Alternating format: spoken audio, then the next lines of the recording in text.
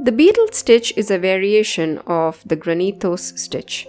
To make a real plump and projected grain-like stitch, work 5 stitches between 2 stitch points. If possible, double your thread, so you will be working with 12 strands of embroidery floss. Make the first stitch straight, then nudge the other 4 stitches to both sides alternately, just as you would for the granitos.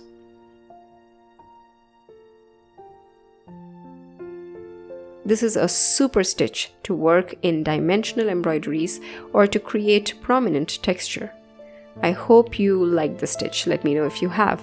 The link to our bookstore is in the description. Find hand embroidery ebooks for learners of various skills there. Thank you for watching.